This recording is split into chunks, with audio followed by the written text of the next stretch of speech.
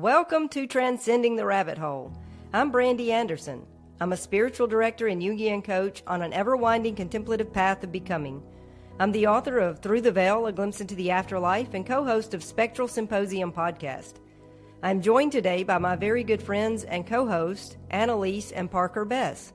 Annelise is a singer, songwriter, sound healer, and spiritual influencer dedicated to raising human consciousness as she shares her awakening journey on TikTok. Parker is a true knowledge seeker and truth bringer in the realm of esoteric wisdom. Parker has a solid understanding of metaphysical concepts with expertise in the shadowy corridors of secret societies, occult knowledge, and ancient aliens and ufology. We invite you to pry open your third eye and journey with us through the cosmic rabbit hole as we alchemize esoteric insights in a quest for ultimate truth.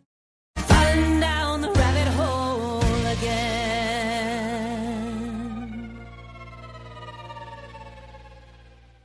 Welcome to another episode of Transcending the Rabbit Hole. Today we're going to be talking about symbols. Symbols are everywhere, etched into our flags, whispered through dreams, flashing across corporate logos, carved into ancient temples. They're not just decoration, they're the operating system of the unconscious mind. In today's episode, we're pulling back the veil on the language behind the language. What is a symbol, really? How do governments, corporations, religions, even our own psyches use them to influence belief, behavior, and identity? And perhaps more importantly, how can we reclaim them? Annelise and Parker, it's a privilege to transcend this rabbit hole with you guys. Hey, Brandy. Thank you. So good to be here. Yes. Yeah. So good to be here. We're sharing a mic setup today, so if you're watching us, excuse the difference here. It's too hot outside in my normal spot, so we had to come inside. Yeah. But Yeah. I'm excited to talk about this. Yeah, me too. I think it's something that, we're bombarded by symbols nonstop, but it's something that we don't really take the time to think about the underlying messages and what they implicate or how they play out in our lives. And so I thought maybe we should just kick things off by explaining what symbols are. They're not just images, they're containers of deep archetypal meaning. Symbols hold layers of meaning that transcend logic and language. I think it's important to note that symbols are not signs. Signs point to something literal, and like a stop sign tells us to stop, or a parking sign tells us where to park. A hazard sign tells us, that danger is ahead. Signs are pretty straightforward. I mean, they have one clear meaning. But symbols, on the other hand, point beyond themselves.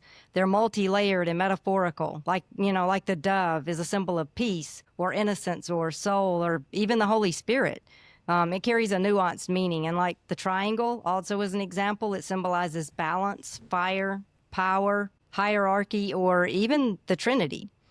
So a sign tells us what to do, but a symbol invites us into something deeper. And I'm sure we all have symbols that hold deep meaning for us. I mean, for me, the tree of life is deeply symbolic and meaningful. And it's behind me here on this tapestry. I have a tattoo of the tree of life. It just carries such deep meaning for me, and it would be difficult for me to sum it up in just a few words, actually. The tree of life is not just about life, but about everything that connects it. The roots going under, into the underworld, the trunk in this world, and then the branches in the sky. Like, it represents inner alchemy. And another symbol for me that's deeply relevant is the owl, which is my spirit animal. So that resonates also on many levels. The symbols we relate to are far more meaningful than words could really convey.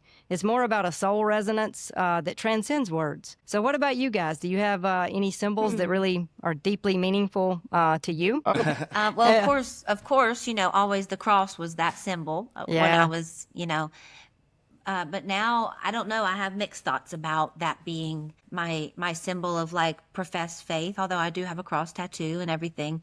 I love what it still represents for me, and for Christ. But the Jesus fish was always a symbol too, growing up. And I know that's so churchy, but aside from like religious symbols, I like sacred geometry, like around my house. I've got several just made of wood, just beautiful, like mandala type shaped things. And they don't necessarily mean something specific, but they remind me just that how everything is connected and everything I look at is shaping my inner world. And so to look at sacred geometry, subconsciously it's doing good things for my soul rather than bad. I love butterflies.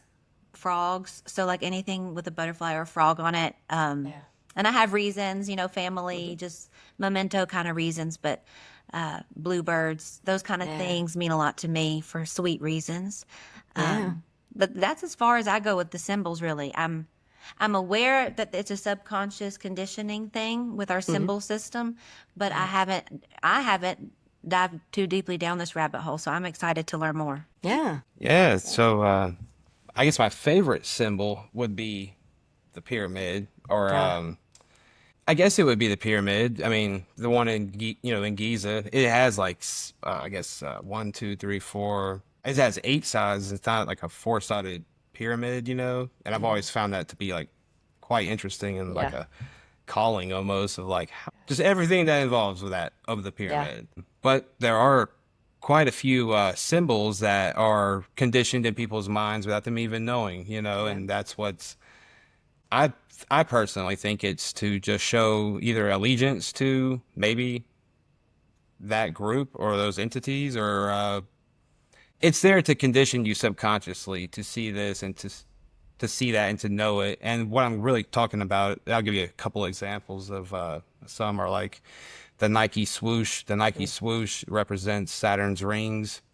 Also, Bank of America has those it has 3, but it has 2 lines like this, and then it goes across. Well, that represents the 33rd degree. It's 11 plus 11 plus 11, and that's the 33rd degree. And anybody who knows masonry or anything occult, they know that Bank of America, and really a lot of the banks, pay homage in those kind of ways by having like 33rd degree, or maybe even like the Star of David, that's what people will call it. It's not really the Star of David in their terms, because they're not referencing David. What about the Monster energy drink? You told me about that one. Yeah, oh yeah, okay. So that star that they were referencing, it is actually, if you look at Saturn, the very top of Saturn has a hexagram on it, and the star can fit inside the hexagram, and that's what they're worshiping. And the Monster energy drinks, we've all seen like the claw marks. Those are actually Hebrew numbers that are 666. And that sucks because I actually like a couple of the Monster energy drinks. Or what about my mom's recently gotten on the liquid death Oh, waters. yeah. And she's all about it. She's like, it's great because it's not plastic, but it's still that nice spring water. And I'm like, okay, but why is it called liquid death? And she's like, because it kills your thirst. Like that's the slogan, liquid. And I'm just thinking, I don't know. Parker's like, don't drink it. Don't you drink it. Yes. I'm not a big fan of that one, to be honest. And It always means something, I know. right. Or like Saturn, the car Saturn. Anyways, a lot of these symbols and symbology go back to occultism, which then goes back into Saturn, and they all pay homage to Saturn. So. Yeah. I think, a lot of the symbols, like what you're talking about, Parker, are, used in a way that they are weaponized. Like they get hijacked and then distorted, and then they're like used against us in certain ways. Right. Because all of these symbols carry like a primordial resonance. They bypass logic and they speak directly to our unconscious. Yes. That power can be used for healing or an awakening, like in the sacred art or rituals, dream work, things like that. But it can also be used to control and manipulate, such as in the propaganda and the branding, which is what you're speaking into. Right. And the pentagram is an example of this. It was originally a symbol of balance and harmony. It just represents the 5 elements, right? And but now it's equated with Satanism in pop culture, so it has a stigma about it. And then another example is the swastika. It's an ancient symbol of the sun. It's like the life force.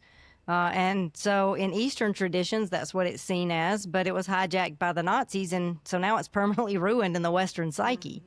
The all-seeing eye, that's another example. I mean, originally it was just the third eye, right? The spiritual insight. But it's been linked to secret societies and elite control now. So it's kind of a symbol of fear and domination and power. It's even on the dollar bill. Right. And in that kind of context, too. Yeah, and I like that that Annelise mentioned the cross. When I asked about symbols that kind of hold meaning for you, because I think you mentioned in a previous episode, Annelise, about the cross carrying negative implications in some ways, and that's another prime example. The meaning of the cross was like the cosmic axis of heaven and earth, or death and resurrection. Well, that's been distorted also. It's now like seen as an institutionalized symbol of empire. So, yeah, I mean, all of these symbols, I think a lot of them have inherently good meanings, and then, they've just been distorted and used against us.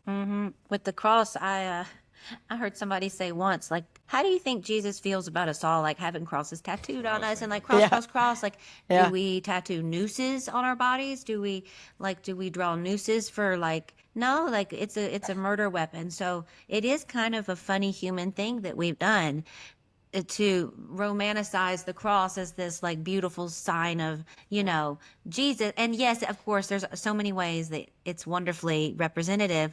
But when you kind of think about it, it's like, yeah, that is a little weird. And I don't know how he would feel about that. And then every time you look at it in the church setting, it's usually to do with blood and how you're a dirty sinner. It's not much to do with, hey, you need to have the death and resurrection that Christ had within your own heart. It's not really translated. So it for a lot of people, I think seeing the cross is a symbol of shame, where it should be a symbol of freedom. Yeah. You know what's so crazy to me is like kind of what Annalise was just saying about, when you look at like a church, or you look at anything that has to do with like Jesus or Christianity or churches, and the three crosses are, they're just like, they're everywhere. And that's fine. Like, that's fine. But nobody realizes that those crosses were used to kill like millions and millions of people. Like torture device. Like, that's a torture device. Like that. We all know what Jesus went through, but every person that it was the same method throughout. And that's just, it. When you think about it in that way, it's like, dang, like that, Yeah. I don't know if like, I don't know, like a guillotine on me or something's gonna say, you know what I'm saying? Yeah. Like Annalise was saying, like Jesus probably wouldn't be so about the cross like we've made it out to be, and like such a aspect of everything that we do with Jesus is about the cross. I have one on my back tattooed. It's good marketing. It's good. It's like you said, Brandy. It's a good. Yeah. It's the face of the brand. That's why I like the Jesus fish more. What I was told when I was a little girl, and this could be a total lie, so who knows? Maybe it's the complete truth. I hope so. What I was told was that to show people you were a Christ follower in the early Christian days, you would draw half the fish, and if somebody was, they draw the other half of the fish in the dirt, with a stick or your foot. Have you heard that? Yeah, I've heard that. Well, I don't know if it's true or not. Yeah, I hope it is. Yeah. My mom, of course, told it to me as a kid, as Jesus would draw, and if you were pro Jesus, you'd draw the other half. And like, Yeah. but I like that because it represents following the way of the fisher of men, being a fish, a little Actually, less about murder. Yeah. Yeah, it definitely not about murder, but yes, I like that you brought that up, because I was just talking about this with my friend Allison on our other podcast. We were talking about the age of Aquarius, and that fish is the age of Pisces. Yeah. Coming So to it an was end. Yeah. So yeah, Pisces. That's when he was born, they were, too. Yeah, they were in that was during the age of Pisces, and we're headed into the age of Aquarius. So the fish was less about the fishers of men and more about The age of Pisces. the it's age just of so Pisces, connected. yeah. It's so connected. Yeah. Yeah, it's And fascinating. then how Jesus said in Scripture, you will know it because of the water bearer. Yeah. And I'm misquoting a little bit, but the water bearer will be in the sky. So that would be the age of Aquarius, because that's the water bearer, right? Yeah, he said look for the man bearing the pitcher of water, or carrying the pitcher of water. Yeah. To the disciples when they were getting ready to set up the Last Supper. That's symbology. and- That's up in the sky. Yeah. Yeah. Yeah, because men didn't carry pitchers of water. Women did in that culture. So you wouldn't hardly find a man carrying a pitcher of water. But Aquarius is the symbol of a man carrying a pitcher of water. So yeah, it was, a foretelling of, yeah. Yeah, he's saying like the second coming is during that time, right? I Yeah. mean, and that's the time we are shifting into currently. So how exciting is that? How freaking exciting is that? Yeah. Yeah. I I mean, digress. everything is symbol. And you know what? We're talking about all of these symbols like logos, or the cross, or the fish, or even the zodiac symbols, right? I mean, they're tangible symbols that we're able to, you can have a picture of them, a little statue of them, tattoos of them, or whatever.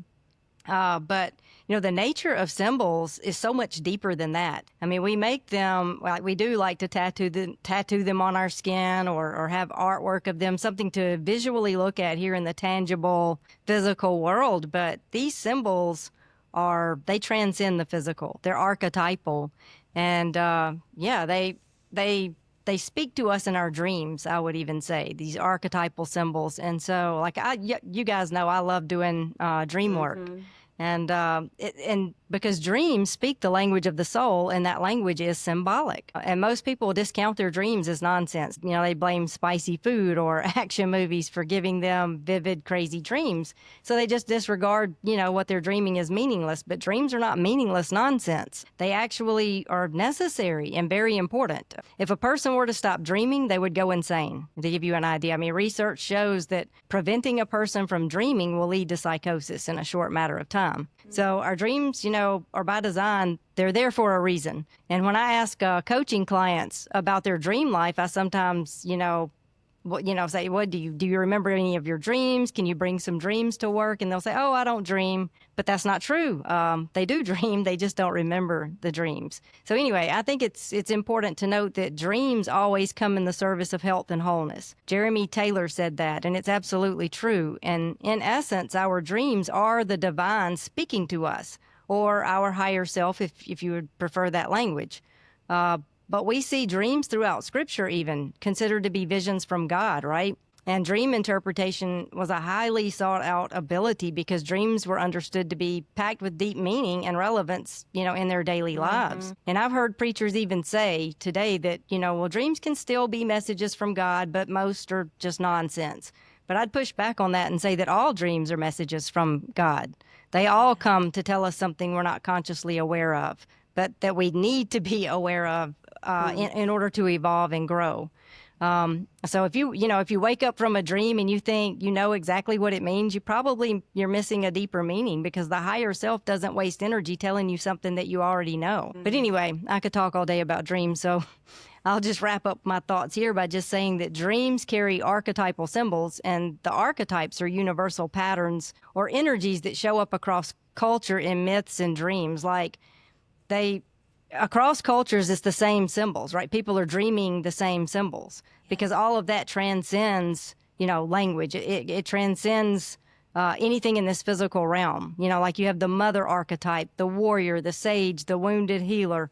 You see it throughout mythology, and you see it showing up across cultures in dreams. So I would just say that ultimately speaking, the divine language is symbol. And so, and then we see that play out in a physical sense. And then, like Parker was saying, you see how distorted it becomes, and how those symbols are being used against us. They're used to manipulate and control and divide and just bring all kinds of dissension. But at a soul level, that is the language of the soul.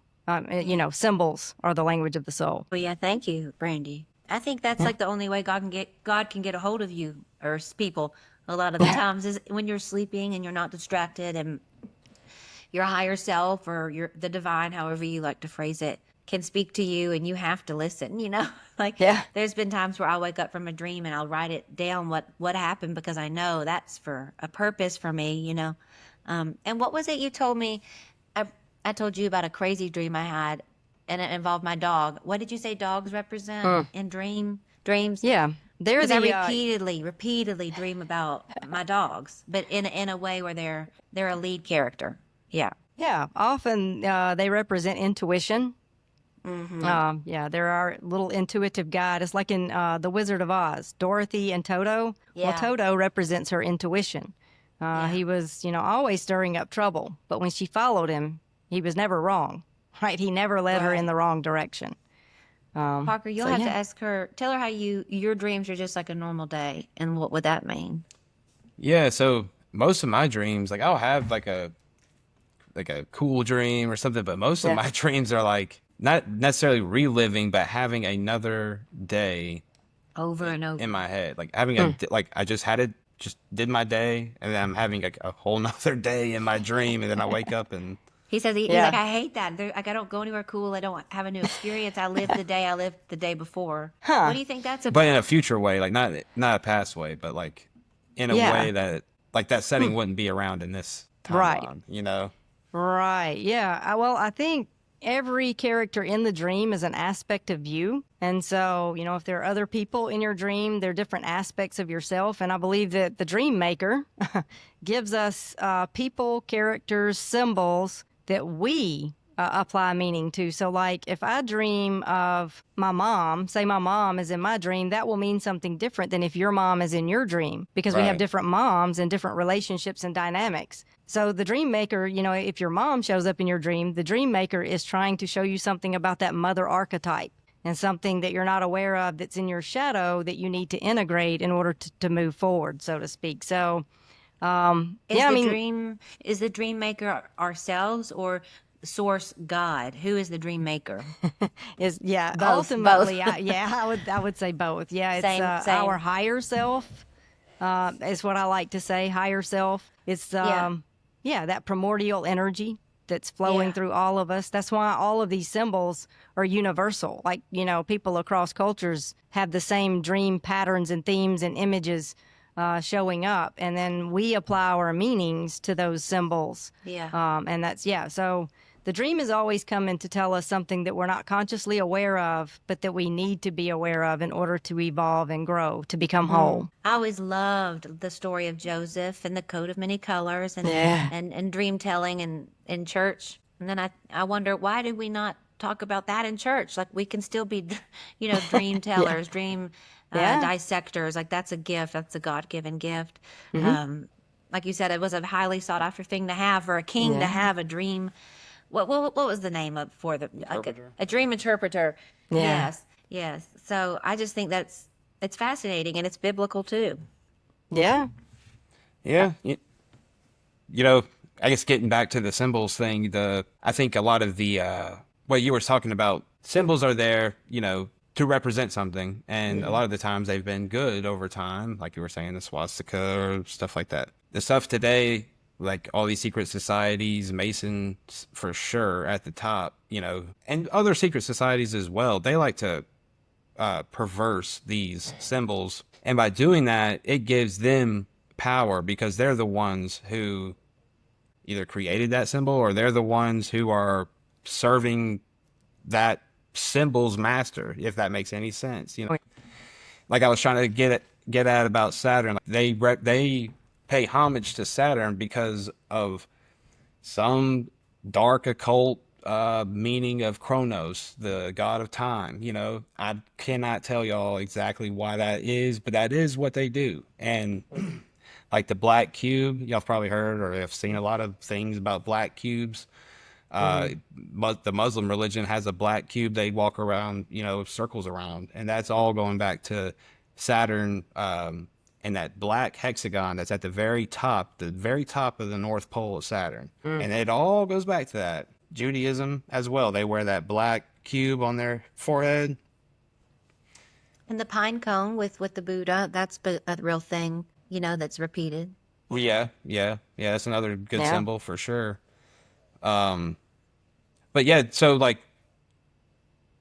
these occult people who have been manipulating this world, they like to perverse symbols, Yeah. and they'll put it out there, and we'll look at it, and we'll, say, hey, look at that, Nike swoosh, woohoo, I love that, or whatever, Yeah. not even knowing the real meaning behind the deep, Can you give an example for people who don't know, like, what you're talking about, as far as like a meaning behind it that you don't know about? Well, like Nike, like you see the Nike swoosh, that's Yeah. not a check mark. That's not a check. That's literally the ring of Saturn. That And so what is spell it out, like, what is the problem? Like, when you see that, what does it do to your subconscious? Well, I guess, like I just said, I mean, they perverted the sign of, or they're worshiping a whole nother entity and paying homage to that with that sign. And everybody else is just saying, like, I'm going to wear this sign, because it's cool. It's a Nike sign. It's a Nike shirt. But you're giving like energy to to something else. Just like when you go to church and you pray to Yahweh, I mean, that's giving Yahweh, like the energy of Yahweh, that energy is going somewhere. Yeah. It's feeding something. Yeah. Yeah. And these symbols are the same. That's right. Symbols speak to the unconscious. They're the Right. language of the unconscious. Dreams are from the unconscious realm. That's why they're so symbolic, and there are very few actual words. I mean, occasionally you'll have words spoken to you in a dream, but mainly it's about the symbology. It's about the characters, the symbols. And so they communicate messages that are much deeper than words could ever convey. And so, yeah, it's like the Nike swoosh speaks to the unconscious. You know, you may on a conscious level be just buying a cool shoe, and you may think it's a check mark on a conscious level, but subconsciously, unconsciously, there's a deeper message at play, and the unconscious is in tune with it. So there's an aspect of yourself that you're not even in touch with or aware of that is resonating with or responding to the symbol. So, yeah, people don't just buy products. They buy who they believe they'll become through association with that symbol, too. And we can see it. Like, it's typically, it's an unconscious phenomenon. So people aren't even aware that that's what's happening, you know, as they're choosing their products or their brands. But people become so identified with certain brands. Think about it, like, there's such a sense of allegiance around certain, like Harley Davidson, Patagonia, Apple. I mean, they have like a cult following. Yeah. All the name brand, you know, clothing stores, you know.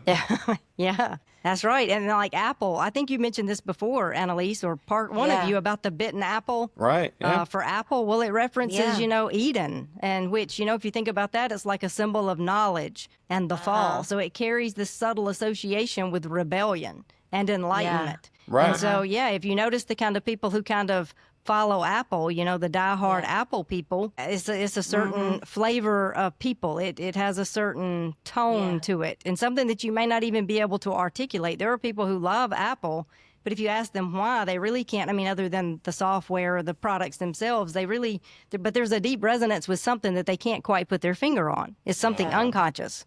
Yeah. And, you know, it's what you just said is going to tie right into what I'm about to say is, you know, symbols were the very first line of communication between civilizations. I mean, of course, there was like people working out like how they're going to communicate through their mouth. But when it comes to like writing things down or record keeping or anything like that, it was symbols. The Egyptian culture was nothing but symbols, you know, hieroglyphs. Hieroglyphs are symbols, you know, I mean, their whole language is written in that. And, so like you were saying, a symbol is not just a symbol. A symbol can literally represent a couple hundred words, really, if they, you know, if it got down to it. Well, I was just thinking, even this week, our son asked his dad, you know, why can't I do the rock on? Like, why do you say maybe I shouldn't do the rock on symbol? He's been seeing, you know, videos of, and of course, that's nothing that crossed my path until more recently. But what'd you say? Because it's like a homage to.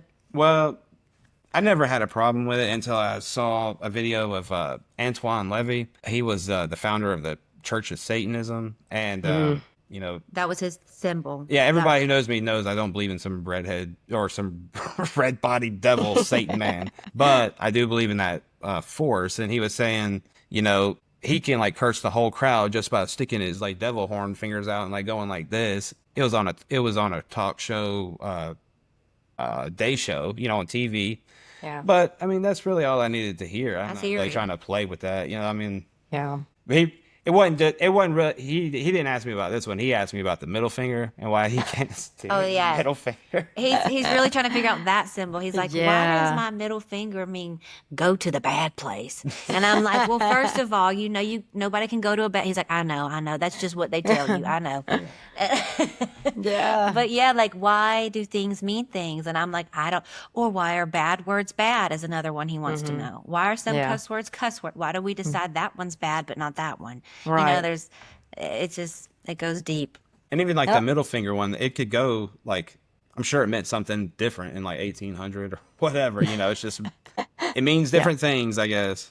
Yeah. I think it's, you know, oftentimes it's the meaning that we apply to it also, depending on, you know, because things like symbols change over time, and there are some things that are symbolic today that really, they have no roots in ancient history. It's something entirely new, dreamed up Right. in the collective or whatever. So, but yeah, I think it's important though to pay attention to the symbols that we're meditating on, and that we're, really allowing our eyes to fixate upon, our minds to focus on, because it controls an aspect of the unconscious. I would say it's resonant in a way that it controls a vibration, a frequency. So it transcends words. It's not about the words or the meanings that we consciously apply. But like I said, symbols are the language of the soul, language of God. And, everything is energy and frequency. So yeah, I mean, we're by and large operating in the rational domain where symbolism is completely disregarded for the most part. I mean, people are really up in their heads about everything, but that doesn't stop us from being controlled by those unconscious elements. Though it just stops us from realizing or taking control of our lives. So yeah, I think it's important to understand. And another thing that, in the church, there were a lot of symbols that are considered, oh, that's everything's the devil in the church, though. But, like if you were to have a lotus flower, oh, that's the devil because it's Buddhist in nature or whatever. Well, no, I mean, that represents, it's the nothing grows without the mud, right? No mud, no lotus. So it's the same message of dying to ourselves that is taught in Christianity. But so I think it's important to understand what some of these symbols mean and how we relate to them, because just disregarding a symbol as evil when we don't know, the real cultural context of it or whatever is short-sighted also, and it's robbing ourselves of rich symbology that we could be relating to in our lives. It makes me think of what you made for our boys, and I want you to I'll say something about that, but maybe you could explain what it means.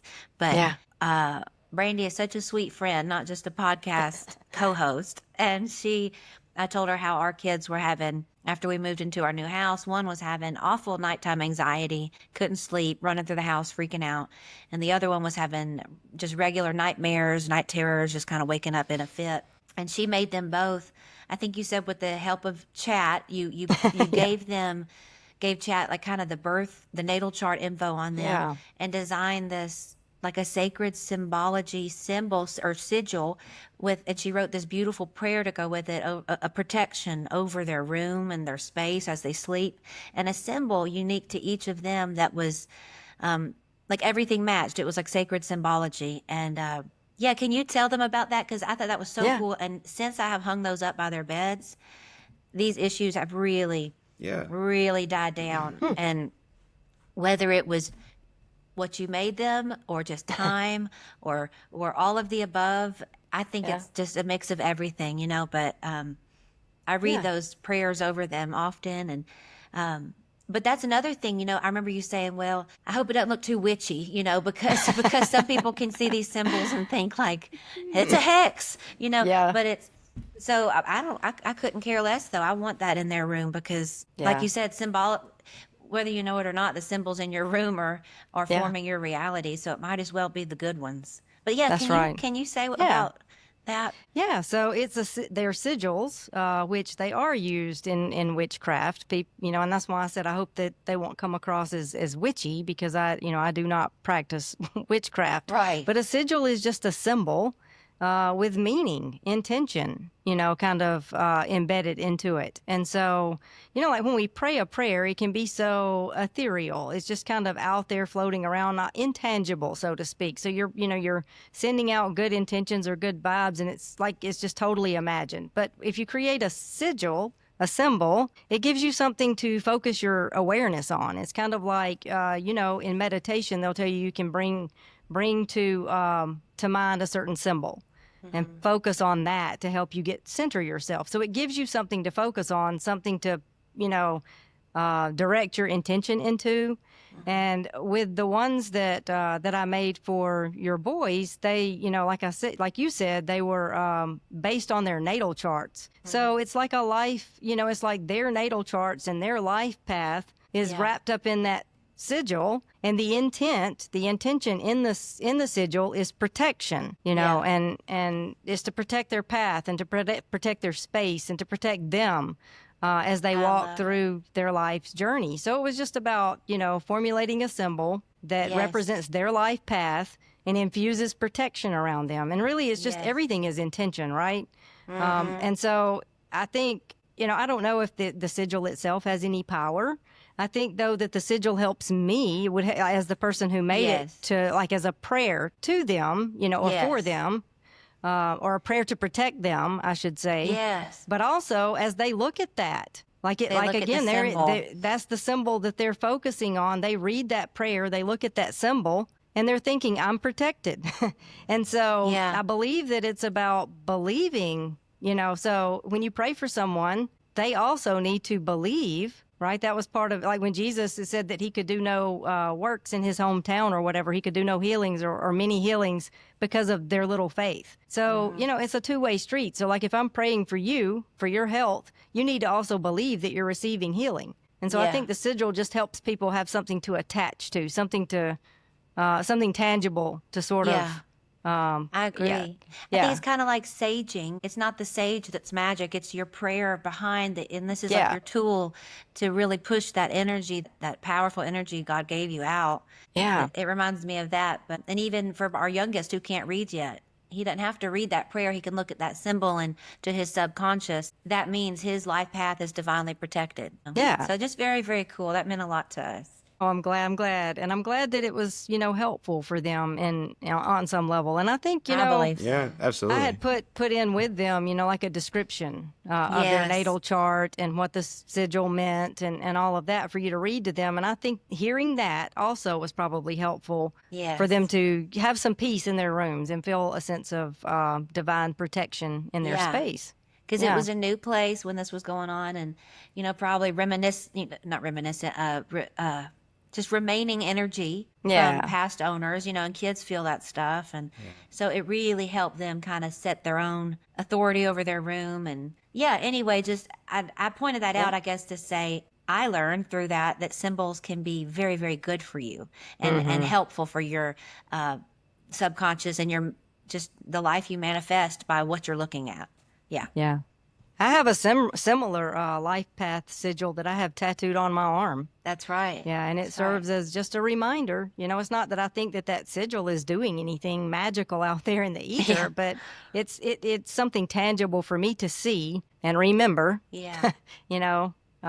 Things that are important about my life path. So, it just helps us to remember. And in the Bible, they were always using it was like put tie things on the edge of the hems of your garment, or what was it, the little scroll? I can't even remember now, but there were things in the Old Testament that they were tangible things that they were to do as it relates to remembering Scripture. Sounds witchy to me. Yeah, so there again, it's the thing that gives us something to focus on so that we remember. Right. Right. And I think with the sigils, like you were saying, like it doesn't have like a power in it, but when you look at it, it creates that power within your own subconscious consciousness.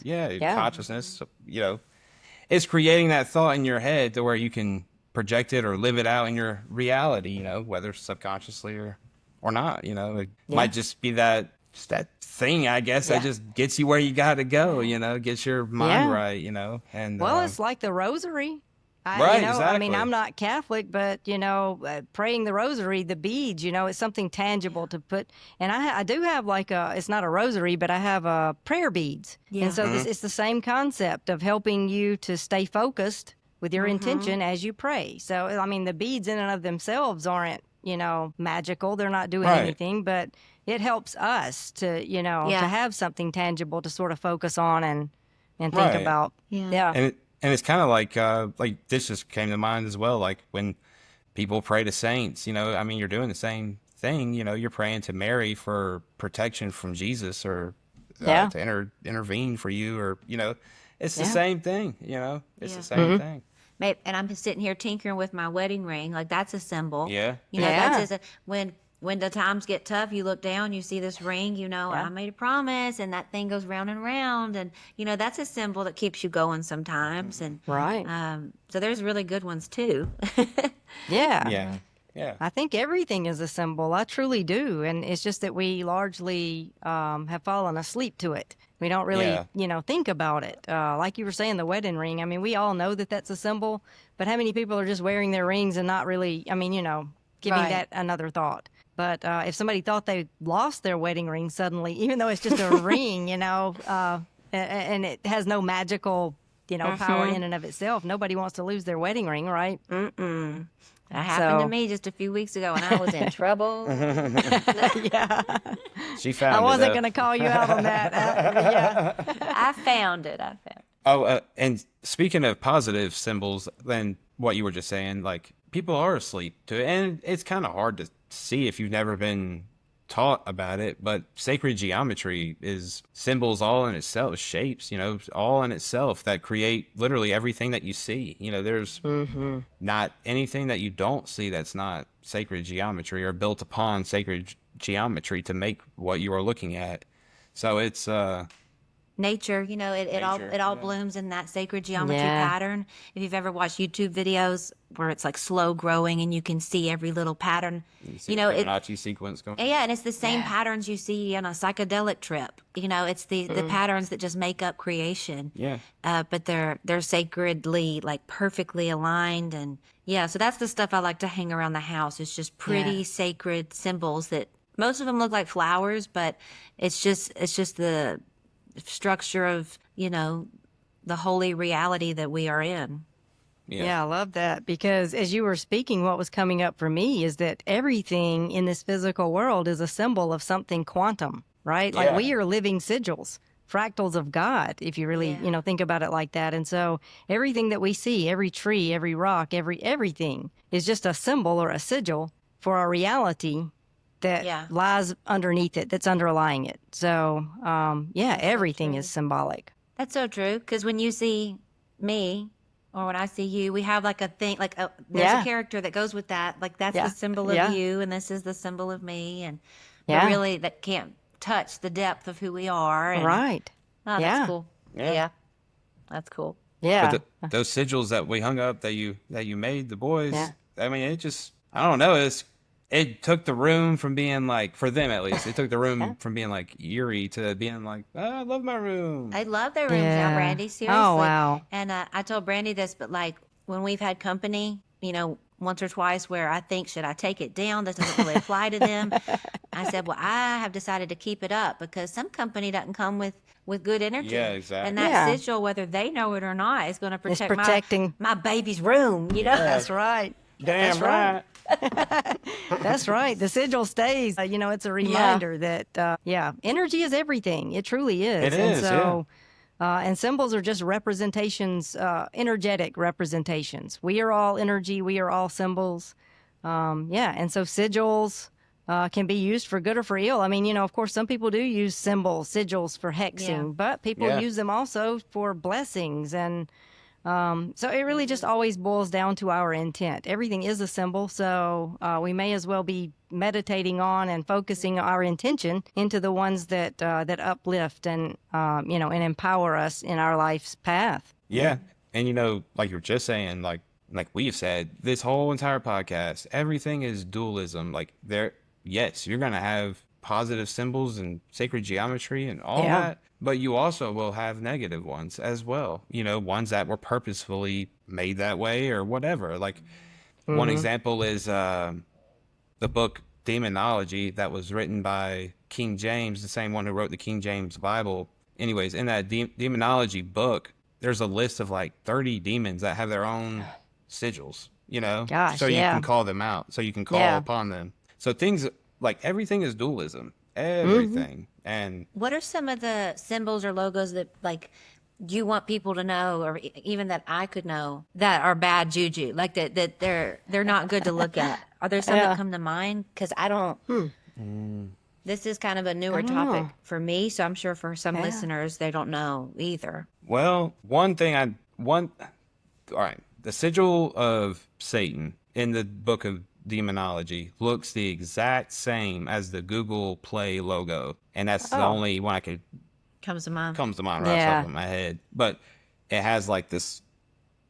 I mean, just look at it. You guys will look at it and see. But it just has like the long, like little point with all the little intertwined hooks and everything. It's the exact same sigil symbol in the Google Play logo. Wow. Brandy, do you know of any? Yeah, I'm asking for it to learn because I Yeah. don't. I don't know. I mean, I know there was something about the Starbucks symbol. Isn't that Yeah. Like Mithra? yeah, it's something mythic. And, from what what I have seen about it, it's just something to kind of lure us into consumption. I Yeah. can't remember Yeah. exactly what it is. It's something about luring us into consumption, which, we do. We consume their coffee, right? And it's Right. tasty. So Yeah. I don't know that that's When it necessarily evil, but it has like an unconscious element that's kind of right. affecting how we interact with it. Yeah.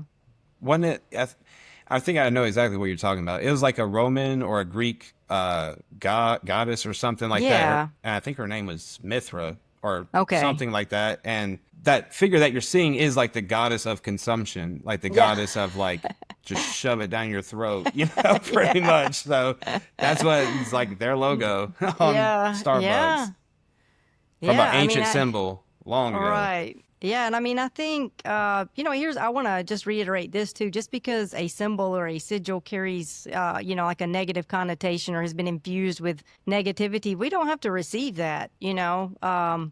Right. In the Bible, it says a causeless curse cannot alight. So somebody can make you're talking about the devil horn, with their fingers or whatever, Right. and they're whatever out there doing that. Well, I mean, somebody could point that at me, and I'm like, yeah, back at you. Like that bounces off me. I mean, I'm not. Yeah. Right. I'm not That's going what I to. was I'm saying. not going to absorb it and receive it. I guess that's what I'm trying to say. I don't receive that. So, Right. like somebody could speak a hex over someone, and if they believe that they have been cursed, they can become sick and die. There've been, like Absolutely. recorded incidents of people who were on death's, doorstep because of a hex, and then something was done to like shift their consciousness. And then suddenly the hex was taken away and now I'm cured, even though No, nothing fine. was really actually done. So it's all in our psyche, how we relate to or whatever, something. So yeah, all of these things that maybe carry negative connotations, we don't have to buy into it. We don't have to give them Yeah. power over us. We have authority in our own lives. But I mean, even in this country, like eagles, shields, swords, stars, all of that evokes or invokes like an imperialism, martial power. It's about submission and power and control. And we have what comes to mind also is like the traumatic events replayed on loop with like 9/11, like those repetitive symbols. You have the flags and the smoke and the eagles and ground zero, those Firefighter. beams of light or whatever. Well, that's just reiterating the message that we're not safe and we need the government to protect us. Absolutely. So, and if you're not really paying attention and thinking for yourself and you're kind of asleep, you'll just be like caught up in that current and it'll be kind of an unconscious belief that you'll kind of buy into and you'll just kind of go along with the collective. So it's about noticing like what message is in maybe the symbol or the brand. It's not even just the logo itself, it's the brand. Like I was saying, like with Apple, it's not just the apple. Like looking at that bitten apple is not gonna, I mean, it has no magical power.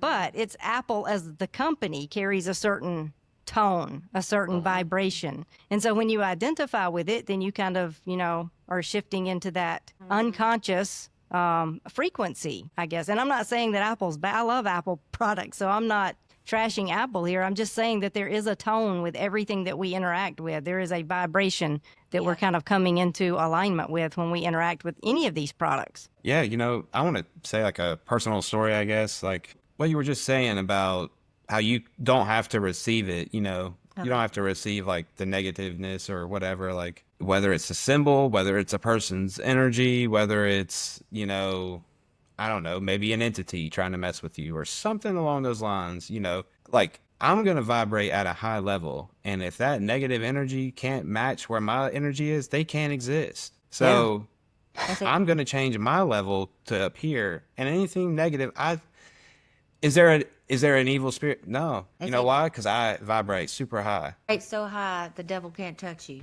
Yeah, That's exactly. Right so high, the devil can't even be in your vibe because it's so high. You're up here on 432, and he's down here, at 0. And But when you realize that, like, things that have to bounce off you vibrational. It's not just woo woo. Like it has to bounce off you vibrationally. It can't be in your energy field. yeah, And even if that one person in the room wants to have an awful time, vibrate so high that you're having the best time, no matter what time, Yeah, I like that. And I like what you said. I do not receive. I do not receive Yeah. your BS energy or your symbols Right. or your hexes or your curses. Yeah. That's powerful to know you do have the power to say, nope, Right. Well, yeah. I mean, one example of all this is voodoo, right? Voodoo.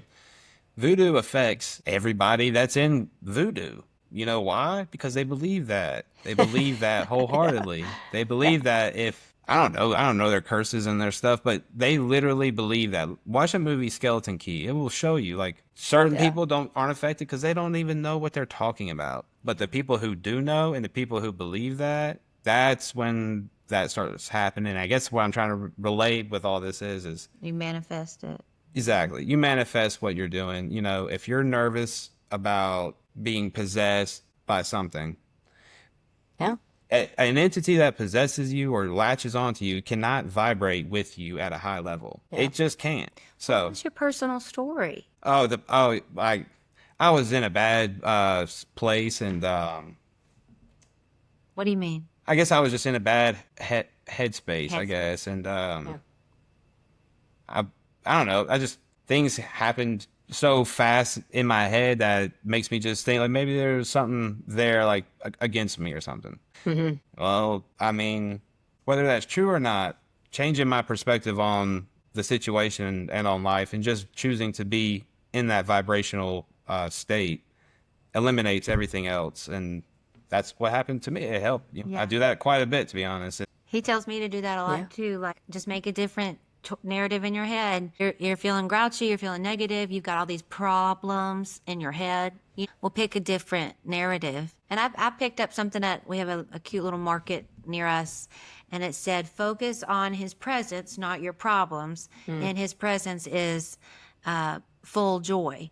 And by his presence, I translate that to mean, just that light of God presence that's vibrating with me right now, right here, right now. If I focus on that and not my problems, that's where my joy is. So, yeah. Yeah. And like, yes, I guess, yes, everything we've just said all summed up to being like, things cannot bring you down if you don't allow them to.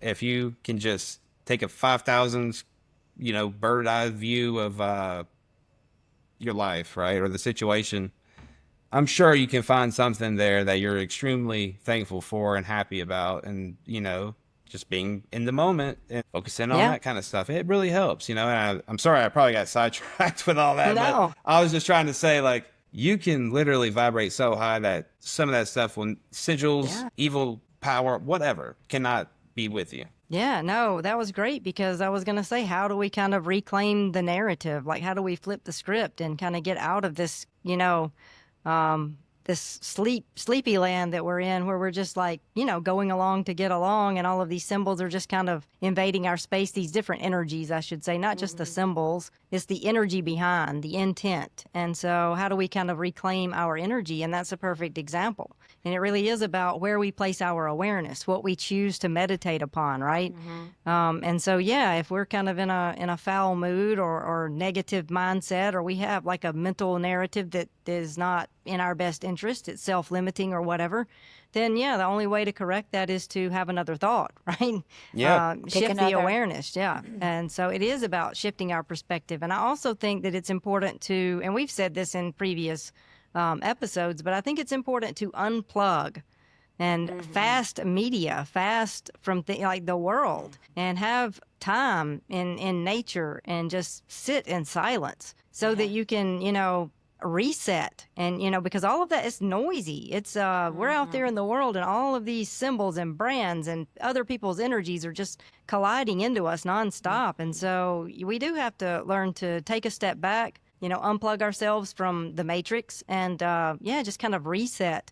Also, the symbols within you, that your dream maker, your higher self, the symbols, and they come up in synchronicities too. So not just in dreams. You'll notice sometimes if you're having, powerful symbols come up in your dreams, you'll start to see them in your waking life. Like maybe you dream of a certain symbol, and then the next thing you know, you're walking and you see somebody with a random person with a tattoo of that.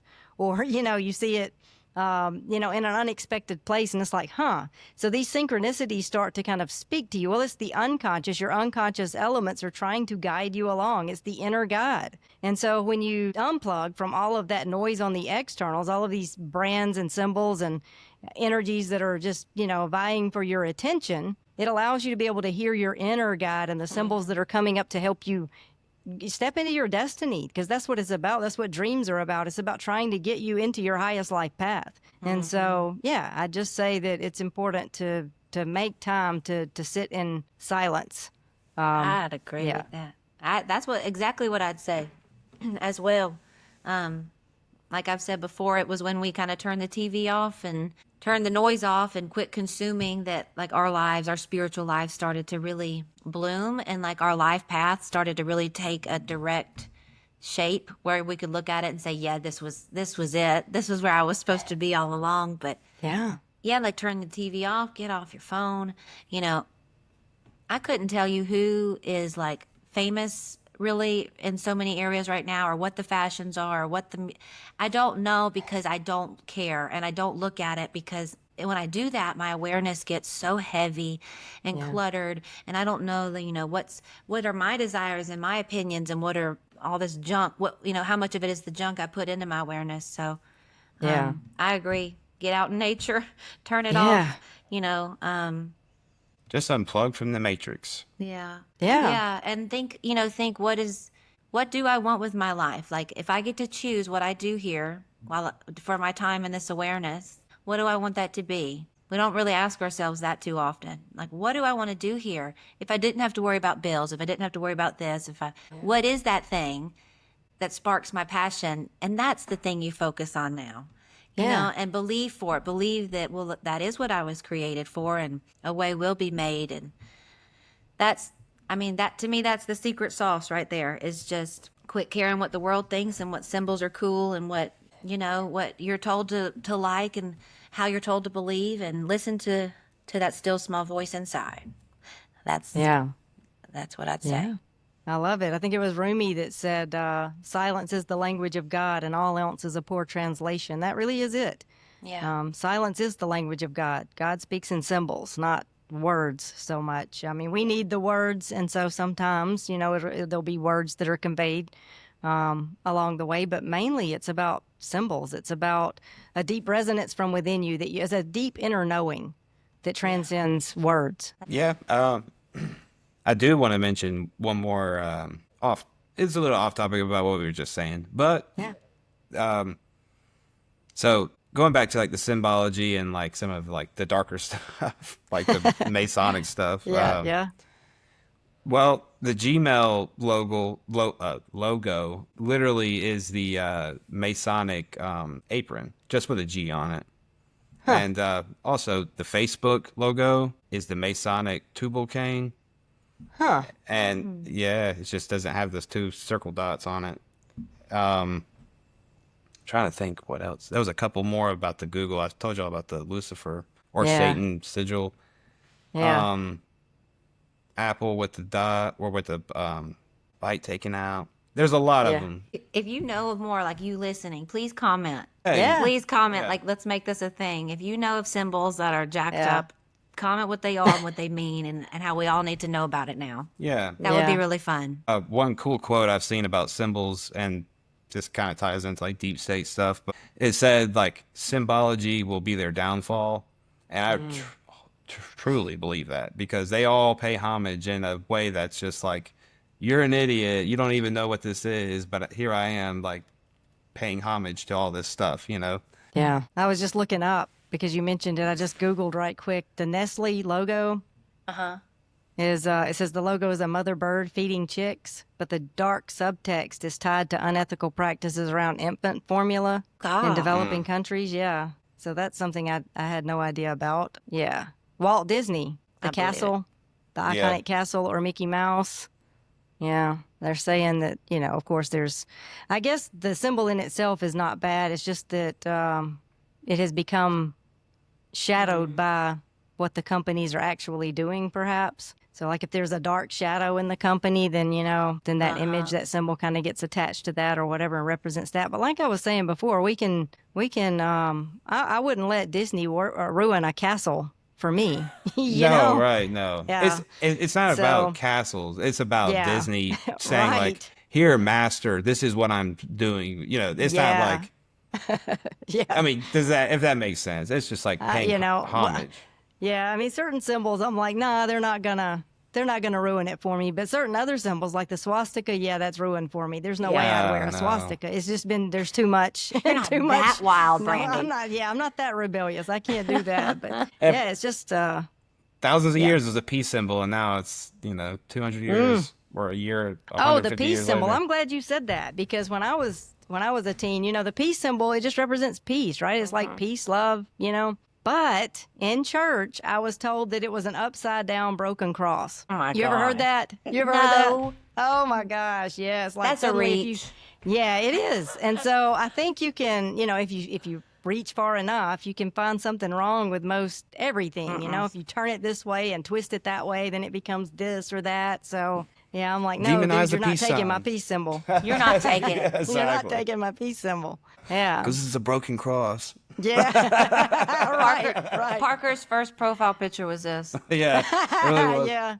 For those who can't see, peace sign in front of my eyes. Good. Yeah. 12 years old. Just the coolest. Thinking I'm so Yeah. cool with a peace sign. Yeah. I do want to say before we wrap up, what I had mentioned earlier this summer that we're hoping to have a website with a platform for our community that is still ongoing, and I still hope to have that out by the end of the summer, like we said.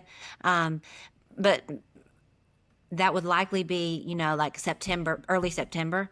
So if you're out there and you're listening, and I guess what I mean is literally the end of the summer, not the end of your school break or whatever, but literally the end, because we want this to be popping and like exactly what we need. So Parker and I are trying to work out some things and work with like a real professional who can get this site how we want it so that y'all can engage and we can engage with you.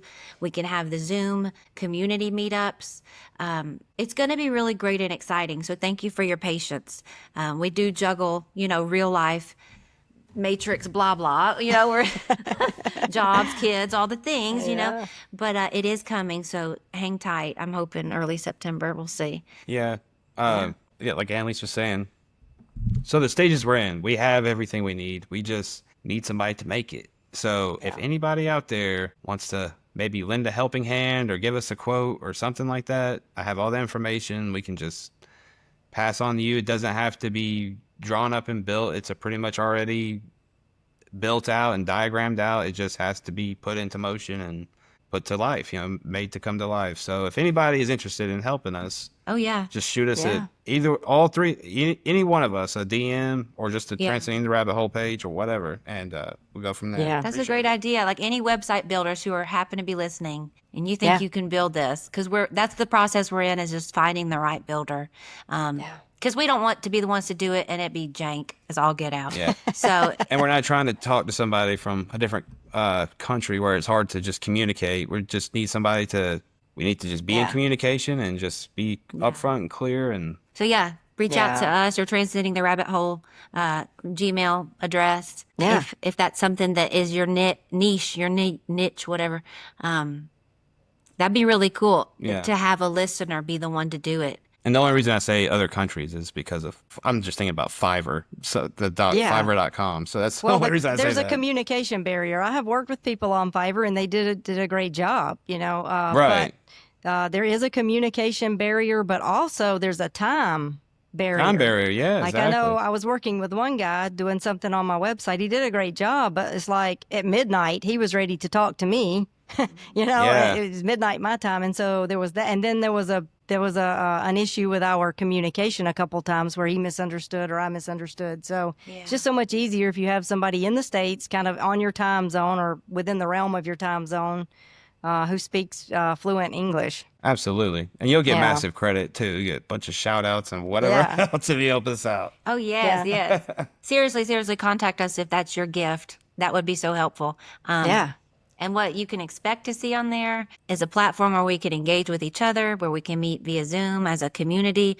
But also, Brandy, Parker, and I could have our own profiles, so to speak, where you can go and get more of our content on an individual level or contact us on an individual level. And I just hope it's going to be just the perfect platform for a really beautiful community of truth seekers and just fellow, Christ followers, fellow light workers, just people on this very divine, mystical path, who need that community. Awaken people. Yeah, so stand by. It's coming. We're doing our best, but if that sounds like a job for you, reach out. Thank you.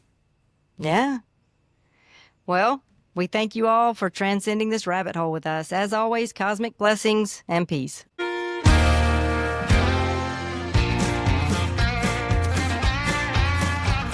you ever grow discouraged by the weight of this world? Does Big Brother get you down with all the lies that he's told? Does the gloom and doom of nightly news haunt your dreams? So you scroll instead of sleep, 'cause distraction is key.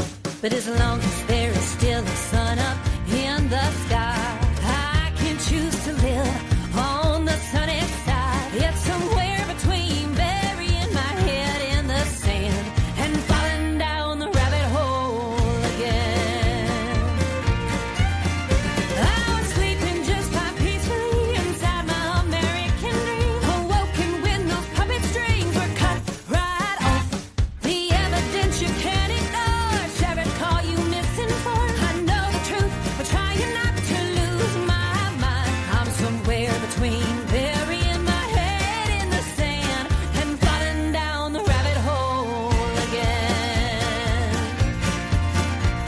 It takes a worried man to sing a worried song, and the state of humankind had me humming alone. Hello, common sense, I'm convinced we've lost our way, sold our attention to the system. Now there's power to reclaim, but as long as there's a heart beating in my chest, I will cling to hope that's true. I will cast out the rest. There's no price on peace of mind, knowing you won't find it here. It's that perfect love above calling you near. I was sleeping just fine peacefully inside my American dream, awoken when those puppet strings were cut right off. The evidence you can't ignore, share it, call you misinformed. I know the truth, but trying not to lose my mind. I'm somewhere between burying my head in the sand and falling down the rabbit hole again. Keep on the sunny side, always on the sunny side. Keep on the sunny side.